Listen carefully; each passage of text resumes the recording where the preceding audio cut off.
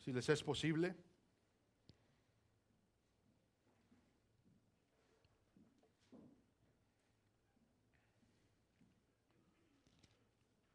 Continuaremos nuestro estudio en la epístola a los Efesios, el capítulo 4. Les voy a leer del versículo 4 al 6 una vez más.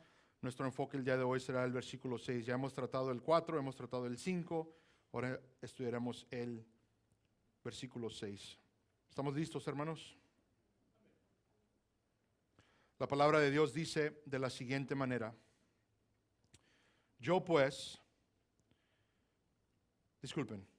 hay un solo cuerpo, un solo espíritu, así como también vosotros fuisteis llamados en una misma esperanza de vuestra vocación.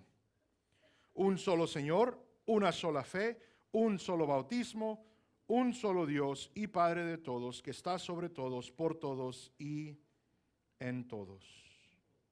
Si por favor inclinan sus rostros, cierran sus ojos en reverencia a nuestro Dios Padre. Altísimo Padre, venimos delante de ti, Señor,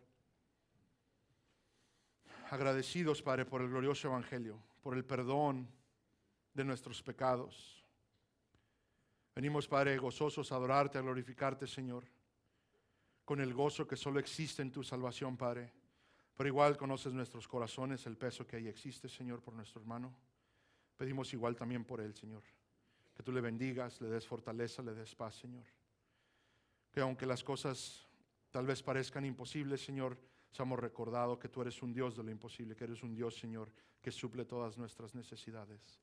Un Dios que es bueno, un Dios que es misericordioso, un Dios que es lleno de gracia, lleno de paciencia hacia nosotros. Padre, venimos, Señor, a glorificarte por ello. Y Padre, entendemos que no hay mejor alimento a nuestra alma que la proclamación del glorioso Evangelio, Señor. Eso venimos el día de hoy a hacer, a escuchar, Padre. Te pido que seas con nosotros, que prepares nuestras mentes, nuestros corazones, Señor, para recibir de tu palabra.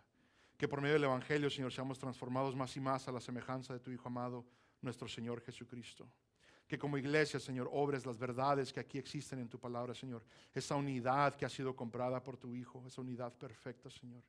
De que a pesar de todos nuestros intentos, Señor, nuestro pecado, nuestra desobediencia, por desunirnos, Padre Santo, entendiendo de que esta unidad es perfecta y no se romperá, Señor, y que nos perdones, Padre, por las decisiones que tomamos en inmadurez, las decisiones que tomamos en error, Padre.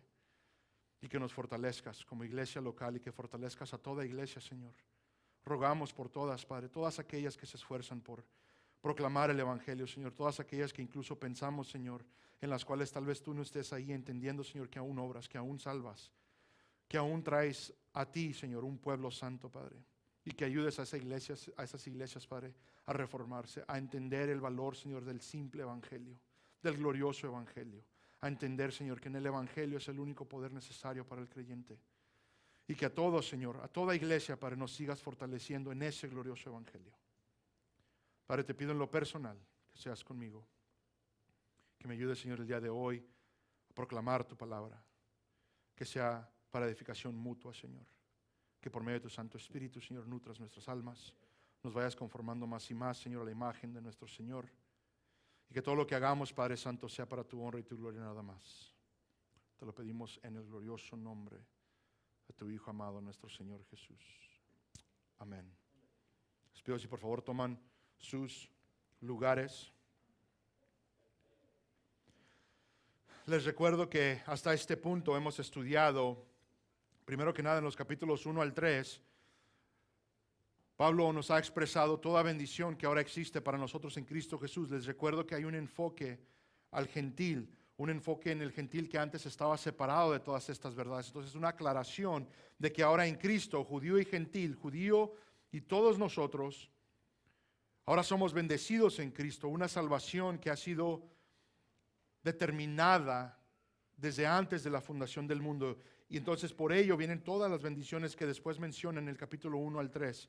Como es típico de Pablo, hacemos una transición a todo lo práctico, lo que significa para nosotros como iglesia, de que todo lo que se ha expresado que es verdad en Cristo, ahora cómo debe afectar nuestra manera de ser, nuestra manera de andar, nuestra manera de hablar, nuestra manera de pensar en verdad, nuestra manera de vivir, de todo a todo, hermanos.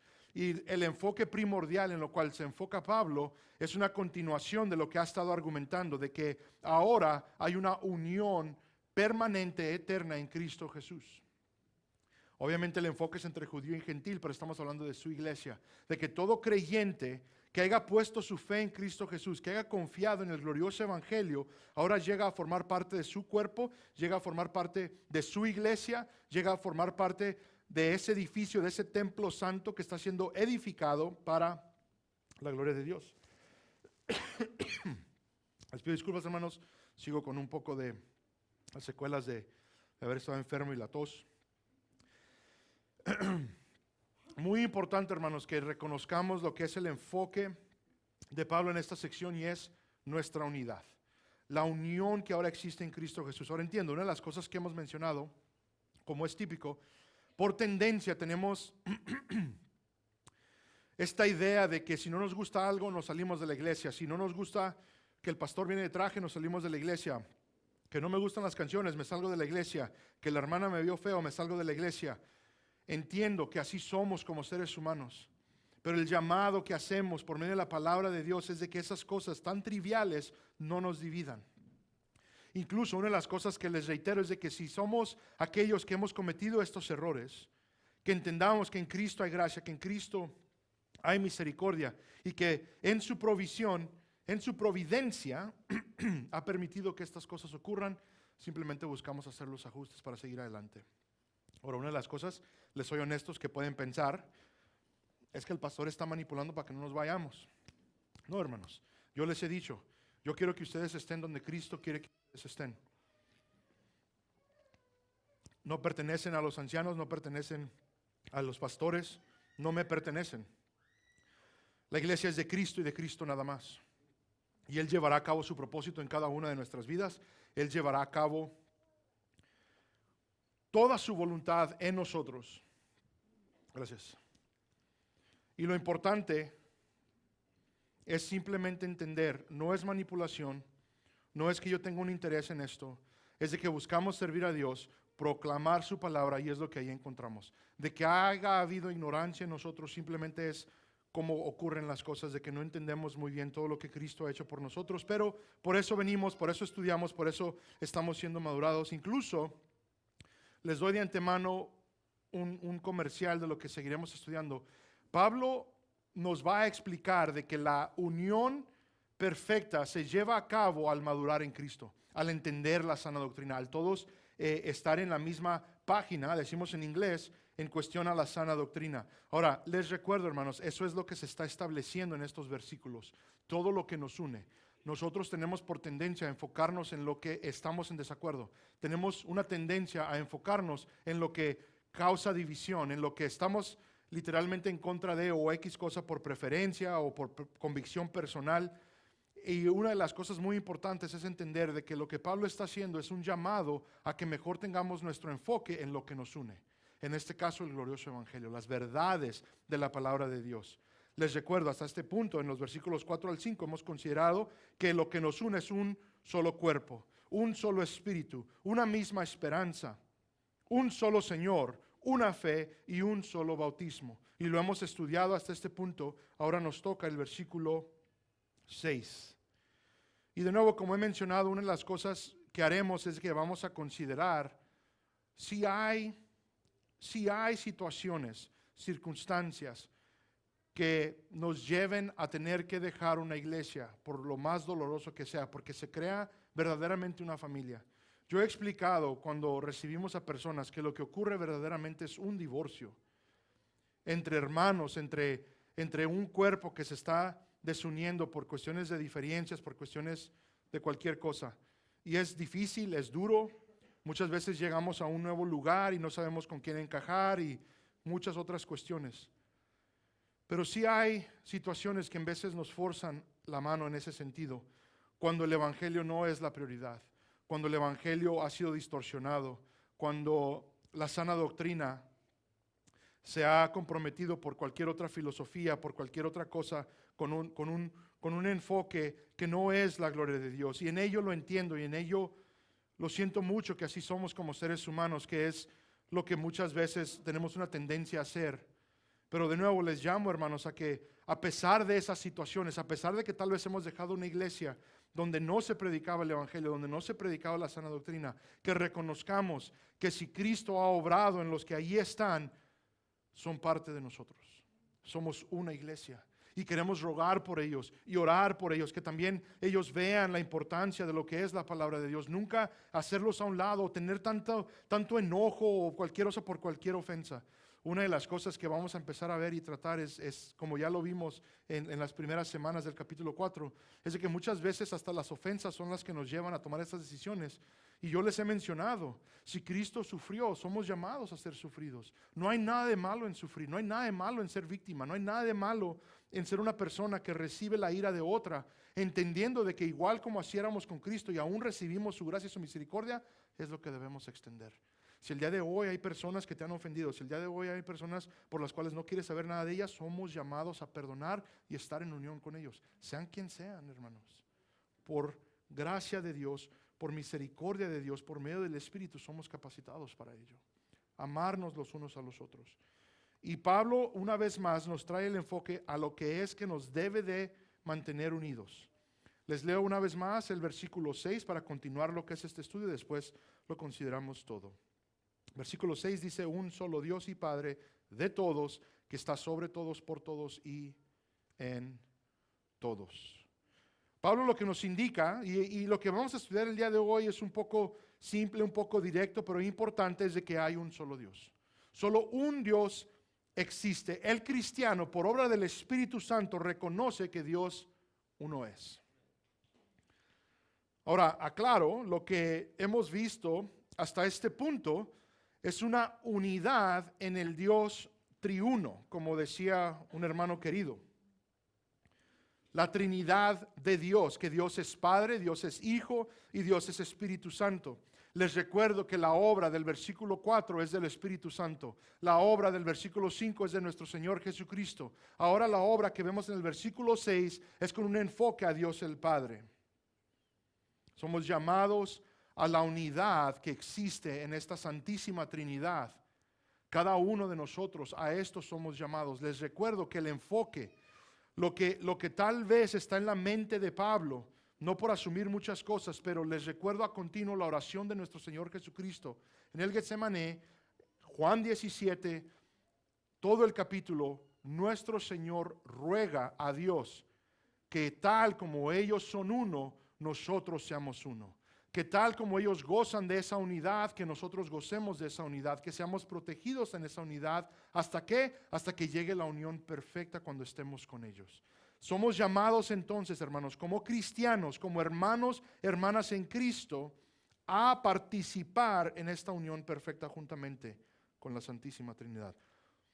Aclaro, antes de que se vaya la mente a otros lugares, no estoy diciendo que vamos a formar parte de la divinidad, no estamos diciendo que compartiremos su divinidad, sino la unión que ha existido por la eternidad, que existirá hasta la eternidad en el futuro entre la Trinidad. Esa es la unión a la que hemos sido llamados como hermanos, hermanas en Cristo, siendo nosotros la iglesia, su cuerpo de Cristo. Una vez más, aquí el enfoque es Dios el Padre. Vamos a considerar lo que es un solo Dios.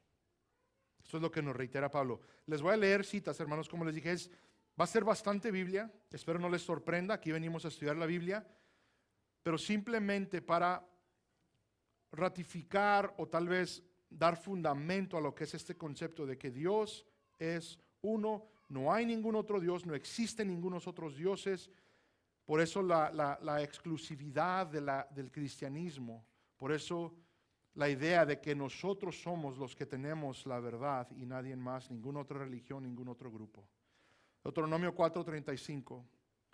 A ti te fue mostrado para que supieras que el Señor, Él es Dios. ¿Qué dice ahí, hermanos? Ningún otro hay fuera de Él. Deuteronomio 4:39. Por tanto, reconoce hoy y reflexiona en tu corazón que el Señor es Dios arriba en los cielos y abajo en la tierra. Dice ahí, no hay otro. El lema, Deuteronomio 6:4, escucha, oh Israel, el Señor es nuestro Dios, el Señor uno es. Segunda de Samuel 7:22, oh Señor Dios, por eso tú eres grande, pues no hay nadie como tú, ni hay Dios que fuera de ti.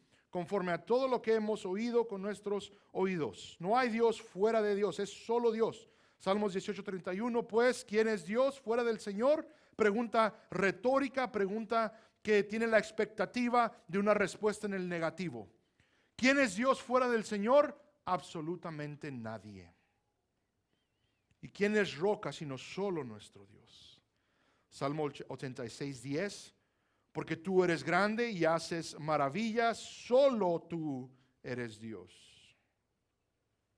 Isaías 43:10-11, vosotros sois mis testigos, declara el Señor, y mi siervo a quien he escogido para que me conozcáis y creáis en mí y entendáis que yo soy. Antes de mí no fue formado otro Dios, ni después de mí lo habrá.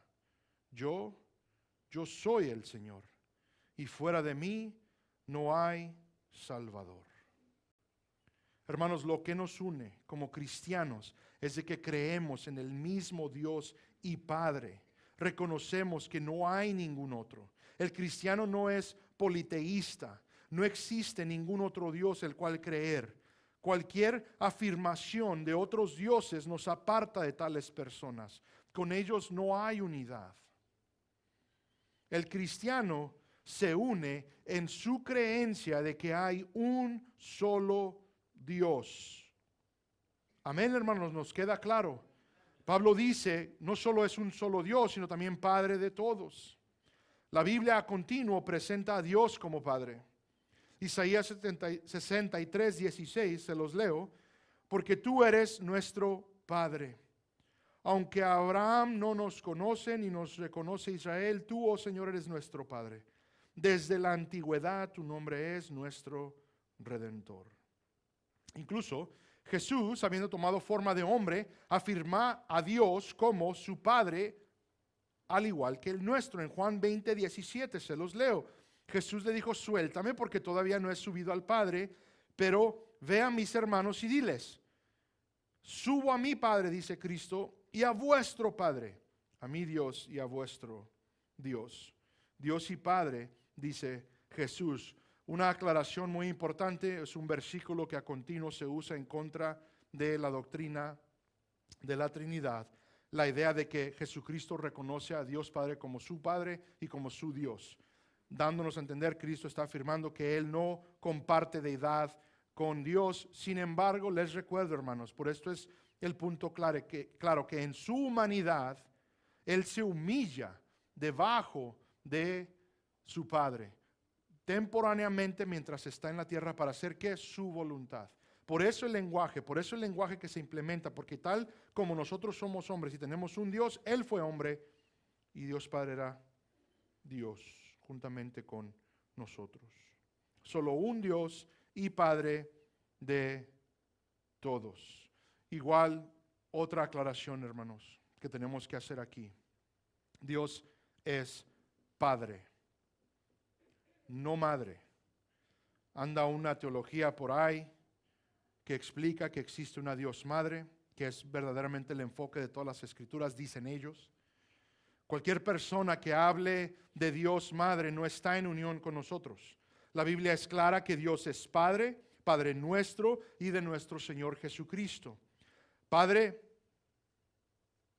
de todos aquellos que son llamados sus hijos. Y esa es otra aclaración muy importante. Aquí Pablo dice Padre de todos, pero aclaramos que no es absolutamente todos en el sentido espiritual. Muchos pueden hacer el argumento de que el término Padre es figurativo de aquel a quien le pertenece todo. Y Dios siendo creador, Dios siendo soberano, el que da vida y la quita, dirían ellos, lo hace Padre de todos en ese sentido. Sin embargo, la Biblia es específica que el término es más exclusivo. En Juan, capítulo 1, versículo 11 al 13, el apóstol, bajo la inspiración del Espíritu Santo, dice lo siguiente: a los suyos vino, y los suyos no le recibieron. Pero a todos los que le recibieron les dio el derecho de llegar a ser, ¿qué, hermanos? Hijos de Dios, es decir, a los que creen en su nombre, que no nacieron de sangre, ni de la voluntad de la carne, ni de la voluntad del hombre, sino de Dios. Nuestra fe en Cristo, querido hermano, querida hermana, el creer en Cristo, el creer en su obra redentora, nos posiciona en la familia de Dios. Y esto es exclusivo. Si no creemos en ello, no somos parte de su familia. Noten el lenguaje de Juan. Dio el derecho a llegar a ser. Llegar literalmente nos indica que en algún punto no lo éramos.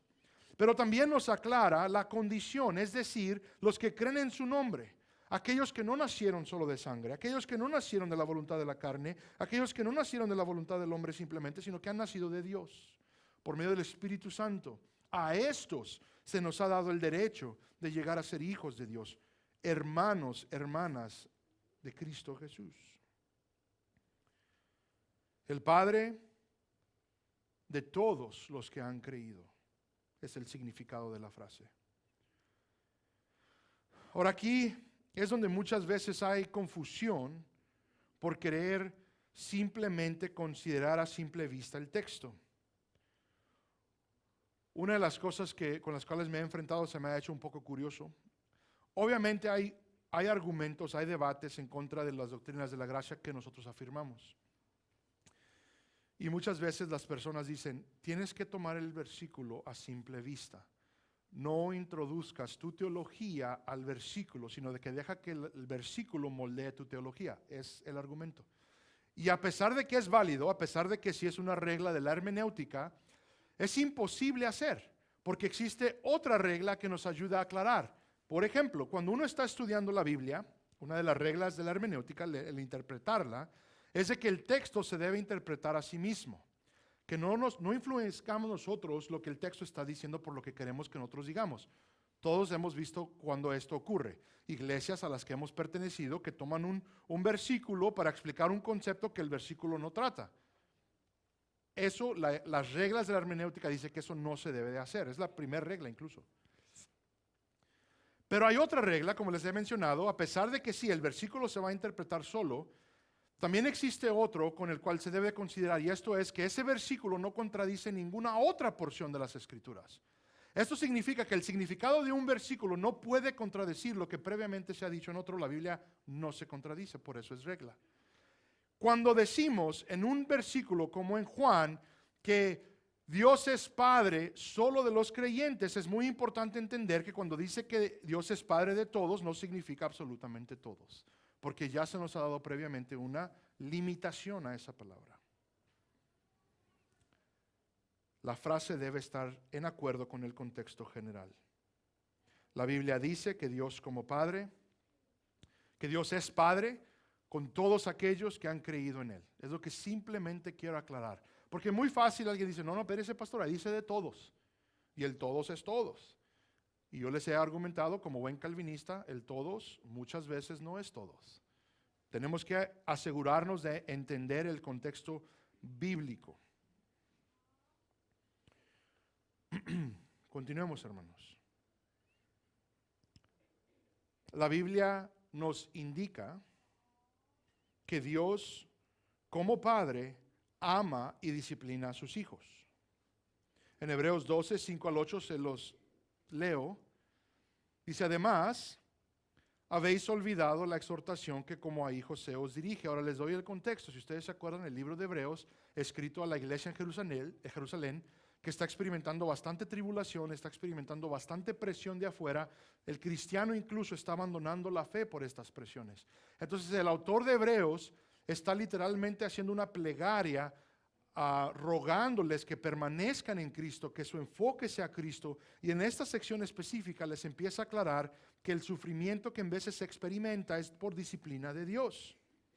Ahora, continuemos y vamos a empezar a ver por qué lo estoy mencionando. Dice, hijo mío, no tengas en poca la disciplina del Señor, ni te desanimes al ser reprendido por Él, porque el Señor al que ama, disciplina y azota a todo el que recibe por hijo.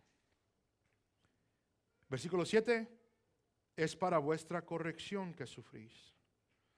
Dios os trata como hijos. Porque ¿qué hijo hay a quien su padre no discipline? Pero si estáis sin disciplina, de la cual todos han sido hechos participantes, entonces sois hijos ilegítimos y no hijos verdaderos. ¿Por qué la importancia? ¿Por qué cito esto? Porque muchas veces vamos a pensar otras cosas.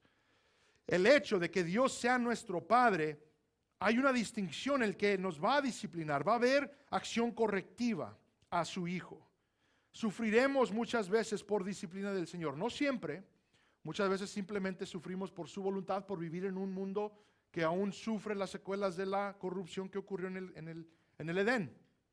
Pero mi punto es de que si argumentamos que todos son sus hijos, tendríamos que inevitablemente estar en acuerdo de que todos son disciplinados. Y aquí el argumento es de que no todos son disciplinados, de que hay aquellos que no son hijos de Dios. ¿Estamos en acuerdo? ¿Estamos entendiendo? Dios tiene a sus hijos. Todos aquellos que han creído en Cristo, todos aquellos que han puesto su fe en la obra redentora de Cristo, que hemos creído en una salvación, no por obras, sino en la obra de Cristo, la obra perfecta por medio de la fe, y esto es gracia de Dios solamente. Todos entendemos esto. Esta disciplina, nos dice el autor, se hace en amor hacia los suyos, los que son sus hijos. Y se ha establecido una vez más que son aquellos que creen en Él, en su Hijo Jesucristo por medio del Espíritu Santo. No toda persona es hijo o hija de Dios, sino solo los que son creyentes.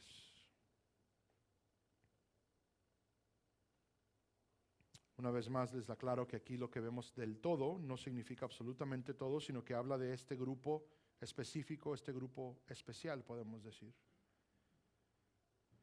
Ahora, entendiendo que este es el caso, podemos entender el resto de la frase, que está sobre todos, por todos y en todos. Entonces, un Dios y Padre de todos, que está sobre todos, por todos y en todos. Y vemos tres aclaraciones o tres cosas claras, pero igual importantes. Sobre todos nos habla de su soberanía. Por todos es su poder prevaleciente en todo. Y en todos su presencia morando en nosotros. Por eso es importante entender la limitación que previamente se ha establecido. Sobre todos, teológicamente hablando, hablamos de que Dios es trascendente. Esta doctrina afirma que Dios está más allá de lo material, de lo natural que nosotros consideramos, que Él es trascendente, que trasciende infinitamente a todas las cosas que Él ha hecho. A final de cuentas es la definición de que Él es santo, de que Él está apartado, de que Él es diferente. Y aquí literalmente es sobre todo, estamos hablando en el sentido literal al igual que el figurativo, en todo sentido de la palabra. Salmo 135:6, todo cuanto el Señor quiere lo hace, en los cielos y en la tierra, en los mares y en todos los abismos, hablando de su soberanía. Salmo 115:3, nuestro Dios está en los cielos, Él hace lo que le place. Isaías 43:13, aún desde la eternidad yo soy, y no hay quien libre de mi mano, yo actúo, y quién lo revocará. Una vez más, una pregunta retórica con una expectativa de una respuesta en el negativo. No hay nadie quien pueda. Isaías 46:9-10, acordaos de las cosas anteriores ya pasadas, porque yo soy Dios y no hay otro. Yo soy Dios y no hay ninguno como yo, que declaro el fin desde el principio y desde la antigüedad lo que no ha sido hecho. Yo digo, mi propósito será establecido y todo lo que quiero realizaré. Salmos 47:2, porque el Señor, el Altísimo, es digno de ser temido, Rey grande es sobre toda la tierra. Hermanos, nuestro Dios y Padre es soberano. Muchas veces luchamos en contra de esta soberanía, queriendo en nuestro orgullo tener un poquito más de decir en lo que hacemos, lo que decimos, cosas así. Pero es muy importante y al igual que es algo que debe animar, y se los vuelvo a reiterar, hermanos, no hay ni cosa pasada, ni cosa que esté pasando, ni cosa que vaya a pasar en las vidas de ustedes y la mía, siendo hijos de Dios, de la cual Dios no esté en control, de la cual Dios no esté ordenando para su propio propósito, para su propia gloria, para nuestro bien mayor. El significado de lo que vemos aquí. Continuemos. Sobre todos, por todos. De una vez más, aquí la gramática indica que el por es por medio de. Muchas veces vemos el por como a favor de, pero aquí es por medio de. Por todos no significa que Él está a favor de todos. Una vez más, ya hemos aclarado la limitación que existe en la palabra todos.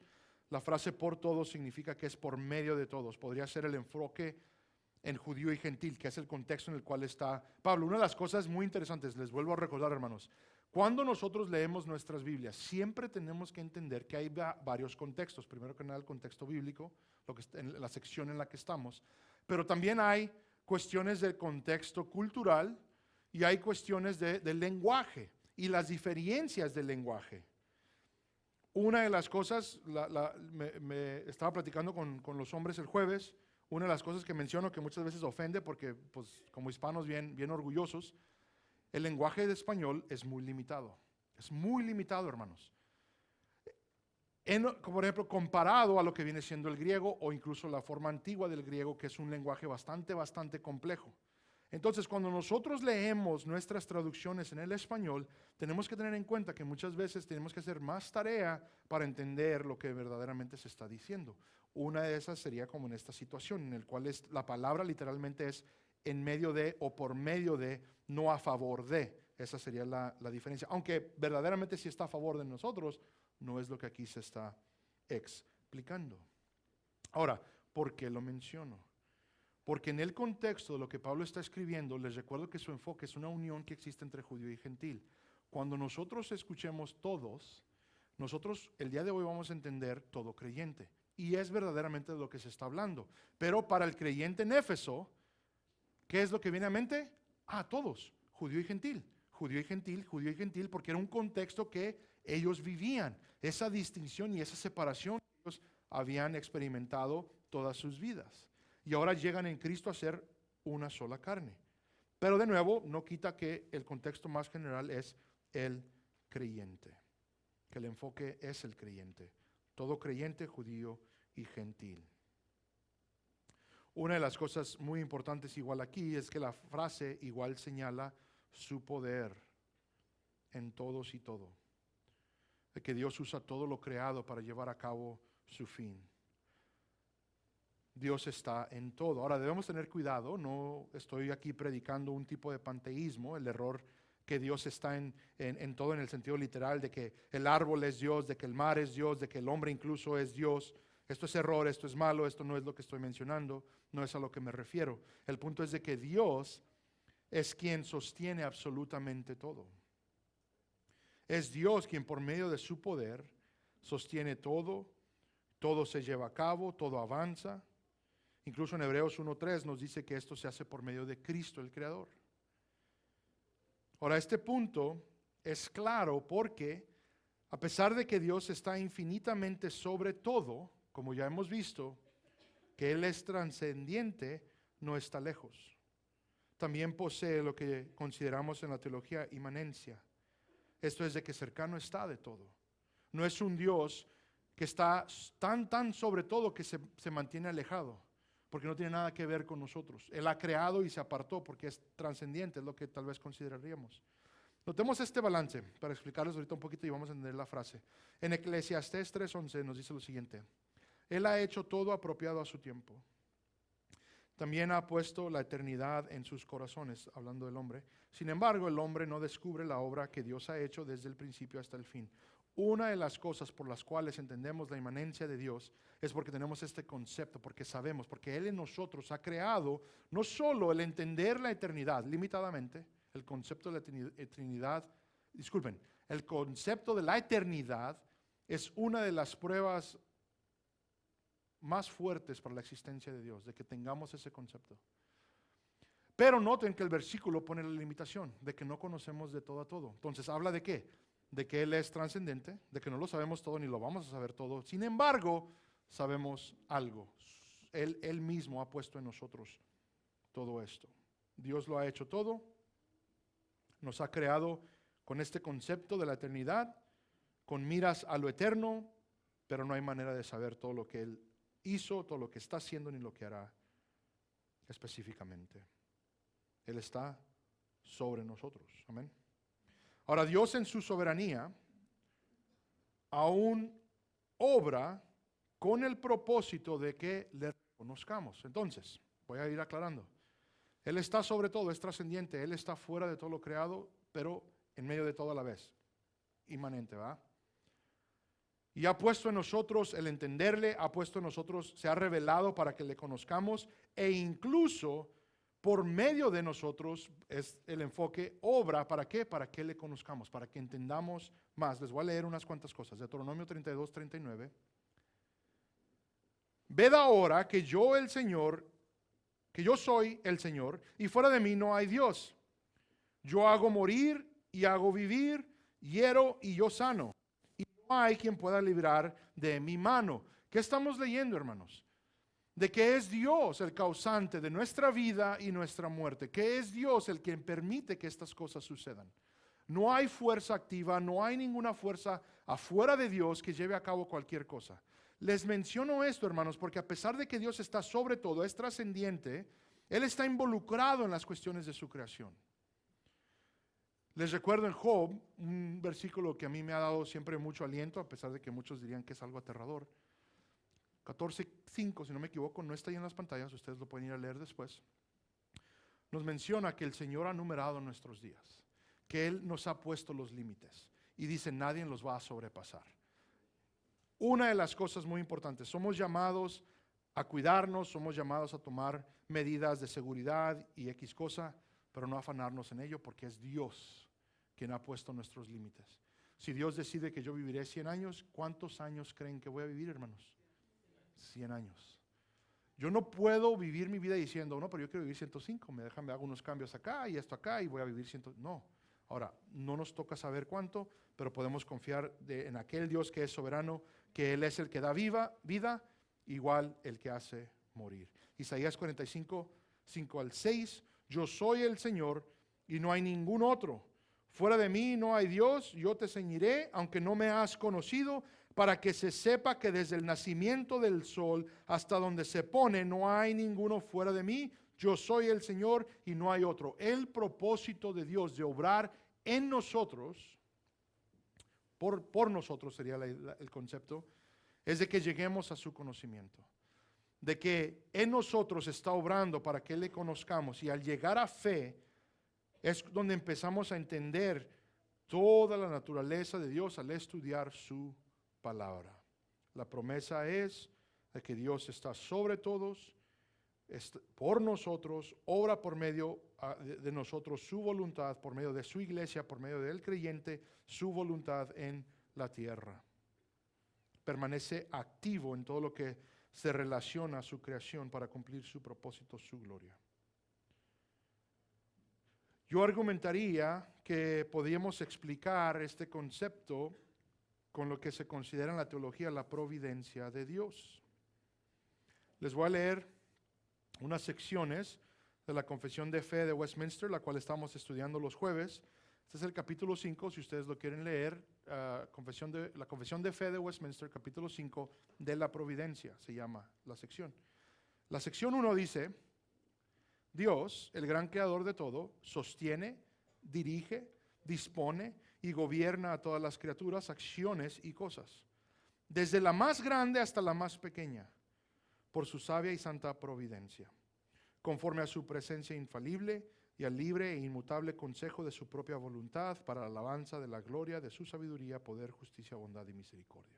Esto significa, Dios está en todo, hace todo, Él está en control de todo. En simples términos, la sección 4 dice lo siguiente, el poder todopoderoso, la sabiduría inescrutable y la bondad infinita de Dios se manifiestan en su providencia de tal manera que ésta se extiende aún hasta la primera caída y a todos los otros pecados de los ángeles y de los hombres. Y esto no solo por un mero permiso, sino que los ha unido a ella con la más sabia y poderosa atadura, ordenándolos y gobernándolos en una administración múltiple para sus propios fines santos, pero de tal modo que lo pecaminoso procede solo de la criatura y no de Dios, quien siendo justísimo y santísimo no es ni puede ser autor o aprobador del pecado. Porque aquí, noten lo que los reformadores hacen en esta confesión. Una de las cosas que inevitablemente ocurre en nuestra mente orgullosa es, bueno, si Dios es el causante de todo, Él causó el pecado. Sin embargo, el reformador argumentaría absolutamente no. La responsabilidad del pecado es del ser humano. Lo que Dios hace con el pecado es de que lo ordena, lo va guiando para sus propios fines. ¿Por qué? Porque vamos a pecar. Nosotros somos aquellos que vamos a ir en contra de la voluntad de Dios. Sin embargo, Él aún usa eso. Una de las cosas que estaba mencionando hace poco, no me acuerdo con quién estaba platicando, escuché un pastor, estaba hablando un poquito acerca de esto, y él menciona cómo el pecado más grande de toda la historia es la crucifixión de Cristo Jesús. Y a la vez es la bendición más grande para todo el mundo. Explicando de cómo Dios puede tomar el pecado más horrendo de haber crucificado al único Hijo de Dios y lo ha tornado, ¿para qué? Para el beneficio del resto del mundo. Obviamente era su propósito. En ello nos habla de la providencia de Dios, de que Dios puede tomar lo malo para sus propios fines y propósitos. Por todo eso significa que Él obrando su voluntad por medio de nosotros los creyentes, no solo en los creyentes, sino en absolutamente todo. Dios es sobre todos, obra por todos, y vivimos la última frase que está en todos. Esta frase se podría argumentar que está ligada a la que le precede. Esto es que Dios es por todos y en todos. Pero antes de concluir algún tipo de universalismo, de que porque Dios está en todos, todos son salvos, hay condiciones a este habitar de Dios. Entonces por eso les explico que esto es condicional, que el todos está limitado. Isaías 57:15, se los leo, porque así dice el alto y el sublime, el alto y sublime, que vive para siempre, cuyo nombre es santo, habito en lo alto y santo, y también con el contrito y humilde de espíritu, para vivificar el espíritu de los humildes y para vivificar el corazón de los contritos. Síganme aquí. Dios, el alto y sublime, verdaderamente habita en lo alto y santo, trascendiente, habita en la eternidad. Incluso la frase que vemos ahí, que vive para siempre, es una frase que se usa solo ahí en Isaías. Y la frase es bastante única en el hebreo, literalmente se traduce mora en la eternidad. Ahí habita. Una vez más, nos ayuda a apreciar la trascendencia de Dios, de que Él es sobre todo. Pero no es todo lo que el versículo nos dice. También vemos que Él habita entre su creación. Pero noten conmigo la limitación que se implementa. Dios habita con el contrito y humilde de espíritu. Un espíritu contrito y humilde es lo que Dios busca. Y esto ya lo sabemos, las escrituras están repletas de este concepto. Incluso el salmo que leemos, si nomás leemos unos cuantos versículos más, Salmo 51, versículo 17, dice lo siguiente: los sacrificios de Dios son ¿qué? El espíritu contrito, al corazón contrito y humillado, oh Dios, no despreciarás. Entonces, Dios no está en absolutamente todos, Dios está solo en aquellos que tienen un espíritu humilde, un espíritu contrito. Y el argumento sería de que esto solo es posible por la obra del Espíritu Santo. En otras palabras, Dios solo habita con los suyos, con aquellos que hemos ido delante de Él con corazón contrito y humillado. Esto es reconociendo nuestra bancarrota espiritual. Aquellos que hemos concluido que no somos nada. Aquellos que sabemos que nada podemos hacer por nosotros mismos para agradar a nuestro Creador. Aquellos que hemos concluido que somos de lo peor por nuestra tendencia a pecar en contra de Dios. Aquellos que por obra del Espíritu Santo reconocemos que necesitamos de Cristo, pues solo su justicia será suficiente. Hermanos, no hay nada de orgullo y altivez en esto. Es algo desesperante por el cual el Espíritu nos guía para confiar en la obra de Cristo. Es algo que siempre debemos recordar. Les aclaro, hermanos, esto es vital, esto es importante. La salvación es en Cristo Jesús, solo por la fe, por la gracia de Dios solamente, para la gloria de Dios. Eso es lo que testifican las Escrituras. Pero es muy importante reconocer que todo es un paquete. Nadie llega a Cristo con altivez. Nadie llega a Cristo para simplemente agregarlo a su vida, suplementar sus necesidades. Absolutamente no. Solo llegamos a Cristo como Él dijo, como aquel recaudador de impuestos que ni siquiera puede alzar la mirada a Él, que clama a Él en arrepentimiento, golpeándose el pecho: Señor, ten misericordia de mí. Ten misericordia de mí, pecador, que soy pecador. Y hermanos, la frase ten misericordia de mí en el griego es: aplica la sangre del propiciatorio a mí. Es el evangelio, creyendo el evangelio. Es aquella persona, hermanos, que reconoce que delante de Dios no somos nada. En todo creyente existe un momento preciso cuando reconocemos que la hemos regado, que hemos pecado en contra de Dios, que hemos fallado en contra de sus estatutos, que separados estamos de Él. Y es reconocer honestamente, de manera desesperante, que Dios se apiade de nosotros. No es demandar de su piedad, no es demandar de su misericordia, es solo pedir: perdóname. En tu misericordia, en tu gracia, perdóname. Te he fallado, he pecado en contra de ti. Esto es un espíritu contrito, esto es un espíritu humilde. Dios en todos aquellos que han confiado en Él. Una vez más, el todos es general: judío, gentil, de toda nación, de toda lengua, pero limitado en aplicación a aquellos que han creído en Cristo Jesús. Dios es por todos los suyos, en todos los suyos, es el concepto. Algo que concuerda con toda la carta. Hermanos, hasta este punto Pablo ha presentado 7 cosas que nos unen. No son todas, pero sí bastante importantes. ¿Qué es lo que nos une? Un mismo cuerpo en Cristo, su iglesia santa, la iglesia universal de toda la historia. Un mismo espíritu que en cada uno de nosotros obra primeramente a salvación y después en todo aspecto de nuestras vidas, conformándonos más y más a la imagen y semejanza de Cristo. Es este mismo espíritu que debe operar en cada creyente, que opera en cada creyente, debe estar operando en nosotros, cada uno de los que hemos profesado fe. Una misma esperanza que compartimos todos, que esto es que el retorno de Cristo será glorioso, que Él vendrá, que es algo que seguramente ocurrirá. Hebreos incluso dice que estamos a la expectativa de ello. Un solo Señor, el único Señor de señores, nuestro Señor Jesucristo.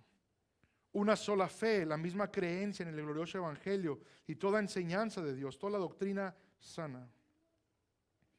Un solo bautismo, cada uno bautizado por el Espíritu Santo y bautizados en agua en unión con Cristo en obediencia a su mandato. Un solo Dios y Padre sobre todos, por todos y en todos. Hermanos, ¿qué nos une? El Dios trino y su obra gloriosa de redención, el Evangelio de Cristo. Un enfoque en esto, como ya lo he mencionado, lo volveré a repetir, un enfoque en el Evangelio, en lo que nos une, es lo que nos ayuda a luchar en contra de nuestra tendencia pecaminosa a desechar la unión perfecta que existe en la Iglesia Universal de Cristo. Si tan solo nos enfocamos en el Evangelio y lo que nos ha salvado y todo lo que compartimos, y no en lo que nos divide, no en las diferencias que tenemos. Hermanos, el día de hoy, el ruego es a Dios que nos ayude en esto. Como he mencionado, tal vez ya la regamos, pero podemos hacer los ajustes necesarios, reconociendo que en Cristo hay gracia, hay perdón. Igual reconociendo que la unidad que Cristo compró es inquebrantable. Y una vez más, tal vez la pregunta que resta es: ¿cómo podemos preservar esta unidad? Es el llamado a lo que estamos siendo llamados. ¿Cómo podemos preservar esta unidad? Y esto es lo que va a restar en esta sección. La respuesta se las doy por adelanto, como ya mencioné, por medio de verdadera madurez en Cristo, por medio de la sana doctrina, un correcto enfoque en el Evangelio, la palabra de Dios. Hermanos, aquí no es de que a mí me gustan las luces y a ti no, a mí me gusta la guitarra y a ti no, no es el enfoque. Aquí es el glorioso Evangelio y toda verdad que es revelada para nosotros, lo cual estamos en acuerdo. Madurar, hermanos, si lo podría explicar de manera simple, es entender la palabra de Dios y obedecerla. Es algo simple, pero oh, cómo lo complicamos. Nuestros errores que cometemos es por falta de entendimiento en la palabra de Dios. Los pecados que cometemos es por no obedecerla. Madurez es entendimiento y obediencia. Entendimiento y obediencia. Noten las palabras de Salomón. Creo son bastante adecuadas. Con esto concluimos.